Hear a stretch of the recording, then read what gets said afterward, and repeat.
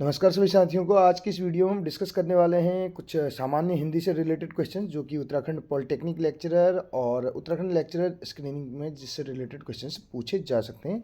तो वीडियो के अंत तक आप बने रहिएगा। पहले नंबर का क्वेश्चन आपके सामने है, जिस शब्द में त्रुटि नहीं है उसका चयन करना है। यानी कि कौन सा शब्द जो है शुद्ध है, कहने का मतलब जिसमें त्रुटि है वो तो ठीक ही है, जिसमें त्रुटि नहीं है उसका चयन करना है हमें। पहले नंबर का है छत्रो छाया, दूसरा है छत्री छाया, तीसरा है छत्र छाया और चौथा क्या है आप देख सकते हैं छत्र छाया। तो छत्र छाया जो है ये करेक्ट आंसर हो जाएगा, डी ऑप्शन इसका करेक्ट होगा। बढ़ेंगे नेक्स्ट क्वेश्चन की ओर। आप भी अपना स्कोर ज़रूर बताएगा। लगभग 25 के आसपास क्वेश्चंस हैं यहाँ पर, ठीक। तो इसमें दूसरे नंबर का आप देख सकते हैं, निम्नलिखित वाक्यों में से शुद्ध वाक्य है, शुद्ध वाक्य का चयन करना है। इससे पहले संधि समास पे भी हम वीडियोज बना चुके हैं, तो आप उनको भी वॉच कर सकते हैं। अब देखिए पहले नंबर का सेंटेंस है वो 7वीं कक्षा में पढ़ता है, 7वीं नहीं होता है 7वीं कक्षा में पढ़ता है, ठीक है। आपको शुद्ध वाक्य का चयन करना है। सरयू नदी का घाट बहुत लंबा है, ठीक। जो लोग बाहर जाना चाहते हैं वो जा सकते हैं। लास्ट है कृपया एक गिलास पानी दीजिए। तो कृपया एक गिलास पानी दीजिए, ये देखिए शुद्ध वाक्य है, तो ये करेक्ट आंसर हो जाएगा। और देखिए इसमें त्रुटि क्या है, देखिए इस वाले में भी देख सकते हैं, जो लोग बाहर जाना चाहते हैं, एक से ज़्यादा हैं चाहते हैं, तो वह नहीं वे जा सकते हैं, ऐसा होना चाहिए था। ये ऑलरेडी सरयू नदी का घाट बहुत लंबा है, ये भी इनकरेक्ट है। और ये तो ये 3 के 3 क्या हैं, अशुद्ध वाक्य हैं। और जो है ये जो है करेक्ट है, कृपया एक गिलास पानी दीजिए। नेक्स्ट क्वेश्चन देखिए, अगहन का यहाँ पे पूछा जा रहा है, अगहन का तत्सम पूछा जा रहा है। क्या पूछा जा रहा है? अगहन का तत्सम पूछा जा रहा है। तो अगहन का तत्सम क्या होता है, अगहन किसको बोलते हैं, इस बारे में भी बात करेंगे। तो इसका तत्सम पूछा जा रहा है, अग्राहण, अग्राहयण, ठीक है, अग्रहायण, ऐसे भी आप पढ़ सकते हैं। अगहण और आग्रहण, अग्रासन, 4 ऑप्शन हमारे पास हैं। तो इसका करेक्ट आंसर हमें बताना है। तो अगहन की अगर बात करें, इसका तत्सम जो होता है अग्राहयण होता है, ठीक है। ए ऑप्शन इसका करेक्ट हो जाएगा, ठीक है, ये इसका करेक्ट आंसर हो जाएगा। अब जो अब जो हम बात कर रहे हैं, हम बात कर रहे थे इसके तत्सम अगहन की। तो अग्रहण तो होता है, लेकिन इसका मतलब क्या होता है, वर्ष का पहला या अगला महीना। अगला महीना कहने का मतलब है, क्या मतलब है इसका, अगला महीना, अगला महीना इसका मतलब है, ठीक है। जो भी वर्ष है कहने का मतलब है। और जब बात करें तो मार्क्सिस, यानी कि जिसको हमारे उसमें मंगसिर बोल देते हैं, ठीक है, मार्क्सिस, जो हम बात करें हिंदू शास्त्रों में, मार्क्सिस को तो बहुत पवित्र महीना माना जाता है। कैसा महीना माना जाता है, पवित्र महीना माना जाता है इसको, ठीक है। तो इसी में अगर बात करें, जो हम अगहन की बात कर रहे हैं, तो मार्क्सिस में अगहन महीना यानी कि हिंदू कैलेंडर का ये कौन सा 9वां महीना, ठीक है, हिंदू कैलेंडर का 9वां महीना।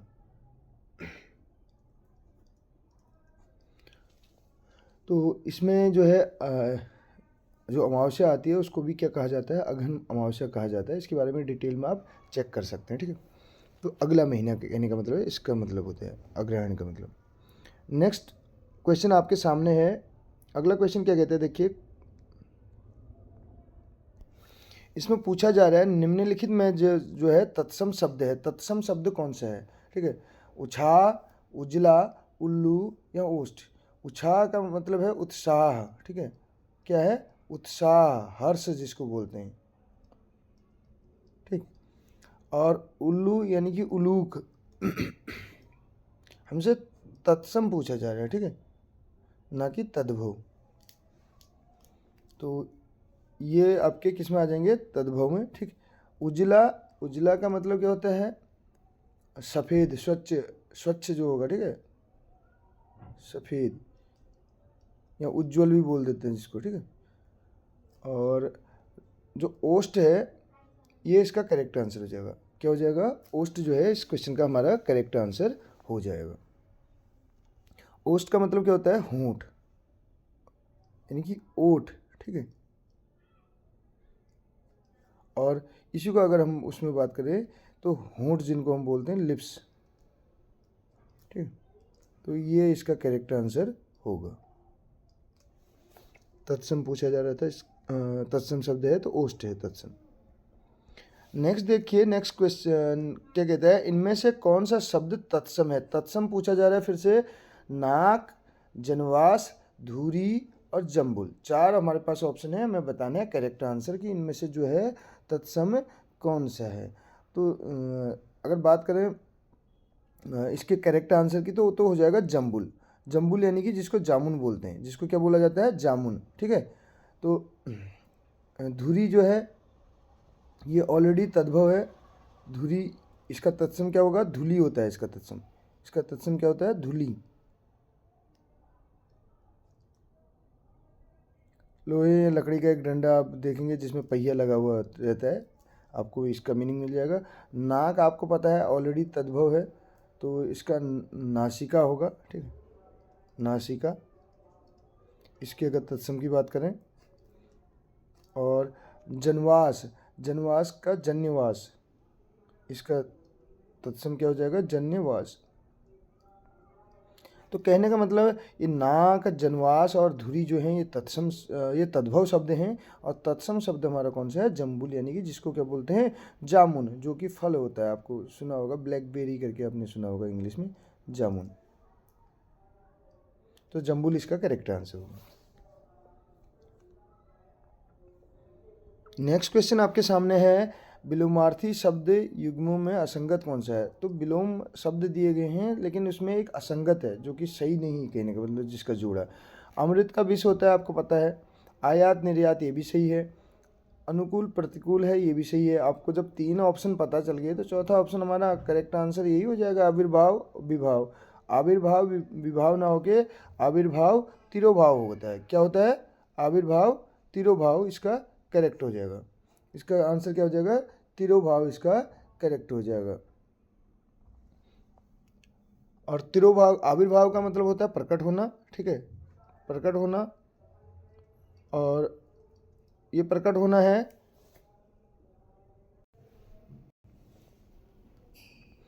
तो आविर्भाव का मतलब होता है प्रकट होना, और इसका क्या हो जाएगा, यानी कि गायब हो जाना, ठीक है, तो अदृश्य हो जाना, इसका हो जाएगा, सॉरी, इसका तिरोभाव का, आविर्भाव का क्या हो जाएगा, तिरोभाव हो जाएगा।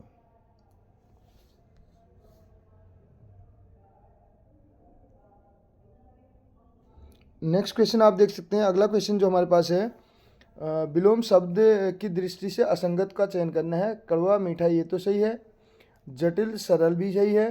परतंत्र स्वतंत्र भी सही है। और तीव्र मंद होना चाहिए था, या मद्र हो गया, ठीक है, मंद्र हो गया, मंद्र, मंद्र ना होके क्या होना चाहिए था, यहाँ पे मंद होना चाहिए था। क्या होना चाहिए था, मंद होना चाहिए था। रॉ की मात्रा एक्स्ट्रा लगी है, तो ये गलत है इसमें, ठीक है, तो ये इसका करेक्ट आंसर हो जाएगा। अगला क्वेश्चन आपके सामने है, निम्नलिखित में से विकल्प में पर्यायवाची युग्म सही नहीं है। कौन सा पर्यायवाची सही नहीं है। जलधि, अम्बुद, सरोवर, पुष्कर, पुरंदर, अमरपति, फणी, उरग, चार हमारे पास इसमें हैं। तो जो सही नहीं है ये पूछा जा रहा है, तो सरोवर, पुष्कर ये तो सही है, ठीक है, फणी, उरग भी सही है, पुरंदर, अमरपति भी सही है, और जलधि, अम्बुद ये जो है ये गलत है। क्यों, क्योंकि अगर बात करें जलधि का क्या होगा, जलधि मीन्स होता है समुद्र, जलधि का मतलब है समुद्र, जल से है, ठीक है, और अम्बुद का मतलब होता है बादल से। तो ये जो है सही नहीं है, तो इसका असंगत बताना है हमें कौन सा सही नहीं है, कहने का मतलब, तो ये हमारा करेक्ट आंसर हो जाएगा इसका। नेक्स्ट क्वेश्चन आपके सामने है, निम्नलिखित में से एक शब्द सूर्य का पर्यायवाची नहीं है। तो सूर्य का पर्यायवाची पहले हम देख लेते हैं। आदित्य होता है, हमें पता है, दिनकर भी होता है, पता है, और पतंग भी होता है। तो अंबर नहीं होता है। क्या नहीं होता है, अंबर नहीं होता है, इसलिए बी जो है इसका करेक्ट आंसर हो जाएगा। अंबर किसका पर्यायवाची होता है, अंबर सूर्य का पर्यायवाची ना होकर ये किसका होता है, अंबर ये आसमान का होता है, आकाश का, ठीक है, नभ, व्योम, ऐसे शून्य, अंतरिक्ष, आपने सुना होगा गगन, ठीक है। और सूर्य के पर्यायवाची की बात करें तो आदित्य, भानु, भास्कर, रवि, दिवाकर, आपने सुना होगा अर्क, तरणि, ये सारे इसके होते हैं, अंशुमाली, और मार्तंड भी इसी का होता है, ठीक है, सूर्य का। दोपहर के बाद का समय, दोपहर के बाद का समय वाक्यांश के लिए उपयुक्त आपको करना है। तो पूर्वाहन जिसको हम क्या बोलते हैं AM, आंट में रीडिंग, ठीक है, और अपराहन जिसको हम बोलते हैं PM। तो दोपहर के बाद का, दोपहर से पहले का तो पूर्वाहन हो जाएगा, ठीक है, दोपहर से पहले का क्या होगा पूर्वाहन, और दोपहर का समय क्या होगा मध्याह्न, मिड डे मील सुना होगा आपने, ठीक है, और जो इसका करेक्ट हो जाएगा वो अपराहन हो जाएगा, दोपहर के बाद का समय। नेक्स्ट क्वेश्चन आपके सामने है, वह स्त्री जिसका पति प्रदेश से आने वाला हो, जिसका पति जो है प्रदेश से आने वाला हो उसको क्या बोलेंगे। तो प्रदेश से जिसका पति आने वाला हो, अब देखिए इसमें चार हैं। आगत पतिका, आगत पतिका किसको बोलते हैं, आगत पतिका उसको बोलते हैं जिसका पति जो है प्रदेश से लौट आया हो। ये क्या है, लौट आ गया, लौट आया कहने का मतलब आ चुका है ऑलरेडी, जिसका पति ऑलरेडी लौट आया हो कहने का मतलब प्रदेश से। अब जो प्रदेश से आने वाला है, अभी आया नहीं है तो आने वाला है, तो उसके लिए, तो जो आने वाला है उसके लिए क्या बोलेंगे, आगमिष्य, आगमिष्य, आगमिष्य पति, आगमिष्यत पतिका, आगमिष्यत पतिका बोलेंगे, उसके लिए क्या बोलेंगे आगमिष्यत पतिका, उसका जो है करेक्ट आंसर हो जाएगा। आया नहीं है, अभी आने वाला है कहने का मतलब। अगला देखिए, अधि उपसर्ग का उदाहरण। उपसर्ग क्या होता है, जो पहले लगता है, प्रीफिक्स जिसको बोलते हैं, जो पहले फिक्स हो जाता है, और जो बाद में लगता है वर्ड के अंत में उसको सफिक्स, प्रत्यय बोलते हैं। ये उपसर्ग की बात चल रही है, तो उपसर्ग यानी कि प्रीफिक्स, पहले फिक्स होने वाला, और सफिक्स होता है प्रत्यय जो अंत में लगता है, ठीक है। तो अधि, अधि देखिए आधार में तो नहीं है अधि, अधूरा में भी नहीं है, अद्धर में भी नहीं है, अधि आई, अधि आई, इसमें आपका जो है अधि जो है प्रीफिक्स है, ठीक है। नेक्स्ट देखिए अगला, निम्नलिखित में से किस शब्द में तद्धित प्रत्यय है। तद्धित का मतलब है, एक होता है कृदंत, एक होता है तद्धित। कृदंत वो होते हैं जो वर्ब से बनते हैं, क्रिया से जो बनते हैं, क्रिया पढ़ना होता है, पठनी कृदंत का है। अगला देखिए गंतव्य जाना, ये भी वर्ब से बना है, क्रिया से कृदंत है। हंसना वर्ब से बना है। तो कृपालु जो है ये तद्धितांत, यानी कि ये किससे बना है, कृपा, कृपा यानी कि संज्ञा में जो लग के बनता है, कृपाधन आलू, कृपालु, ये आपका करेक्ट आंसर हो जाएगा। नेक्स्ट क्वेश्चन देखिए, हस्तलिखित, हस्तलिखित, हाथ से लिखा हुआ कहने का मतलब जो हस्त से लिखित हो। तो कर्ता ने कर्म को, ये आपने पढ़े होंगे, ये तत्पुरुष समास का हो जाएगा, ठीक है। तो ये हो जाएगा हाथ से, ठीक है, किससे लिखा गया, हाथ से। तो कारक जो चिन्ह जिसमें आते हैं तो वो आपका तत्पुरुष का हो जाएगा, ठीक है। अगला देखिए, गिरधर में आपको समास बताना है। गिरधर में क्या बताना है, नेक्स्ट क्वेश्चन हमारा ये देखिए, आप गिरधर में शब्द में समास पूछा जा रहा है, ठीक है। गिरधर में, गिरधर शब्द में समास पूछा जा रहा है। तो गिरधर जो क्या करे, जो गिरी को धारण करे, यानी कि गिरी का मतलब होता है पहाड़ पर्वत से, ठीक है, उसको धारण करने वाले कौन हैं, तो आपको पता है। तो ये अपनी मूल अर्थ को छोड़ के, अपनी पूरी मीनिंग को छोड़ के किसी दूसरे पे डिपेंड करेगा कहने का मतलब है। तो द्विगु संख्यावाची हमने बताया था आपको। द्वंद्व में हाइफन होती है, छोटी रेखा, अपोजिट होते हैं माता पिता ऐसे करके। तत्पुरुष में हमने बताया आपको जो कारक चिन्ह होते हैं। तो बहुव्रीहि इसका करेक्ट आंसर हो जाएगा। जैसे आपने सुना होगा, 5 हैं आनंद जिसके, 10 हैं आनंद जिसके, ऐसे करके, ठीक है। गिरी को जो धारण करता है, ठीक है, तो वो कौन है, श्री कृष्ण है। तो श्री कृष्ण, गिरधर का मतलब है श्री कृष्ण। ये अपने उस अर्थ से थोड़ा अलग जा रहा है, यानी कि किसी दूसरे उसकी ओर संकेत कर रहा है। तो क्या हो जाएगा, ये हमारा गिरधर में जो है बहुव्रीहि समास हो जाएगा। ऑलरेडी वीडियो बनी हुई है समास पे भी, आप देख सकते हैं। इंग्लिश में समास को कंपाउंड कहते हैं, ठीक है। किस संधि में स्वरों का परिवर्तन य, र, ल, व में होता है। तो कौन से उसमें परिवर्तन होता है, कह रहा है कौन सी संधि में। तो गुण संधि में तो ऐसा कुछ होता नहीं, आपको पता है, ठीक है। ये सिंगल मात्राओं का गेम रहता है, जैसे मैंने बताया था, ठीक है। गणेश या जैसे आपने बोला तपोवन, इस टाइप से, ठीक। अयादि, वृद्धि, वृद्धि में भी ऐसा कुछ है नहीं। अयादि और यण में से हो सकता है। और जब य की बात आ रही, देखिए मैं यहीं से आपको बता दे रहा हूँ, य से यण, आप कोरिलेट कर सकते हैं। जैसे मैंने बताया था इति धन आदि, इति धन आदि। जब कहने का मतलब है जब ई ऊ और री ये कुछ भी आए ये किस में चेंज हो जाते हैं, कहने का मतलब है इनके बदले क्या हो जाता है य ये र ल ये इसमें परिवर्तित हो जाते हैं, य और ल वो में परिवर्तित होता है, तो वो कौन सा हो जाएगा यण संधि हो जाएगा। तो यानी कि कहने का मतलब है क्या हो जाएगा यण संधि हो जाएगी। जैसे मैंने बताया था इति धन आदि, तो ई धन आ, ई धन आ मिल के क्या मिल रहा है ई धन आ मिल रहा है। जब ई धन आ मिल रहा है तो क्या हो रहा है या बन रहा है, ठीक है।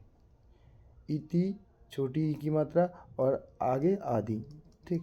ये तो इसमें छोटी ई की मात्रा है, इसमें आ गई और दोनों मिलके क्या बन जाएंगे, अगर वो शब्द बनाए तो हम इत्यादि, तो या बन जाएगा। तो ये यण संधि है, ठीक है।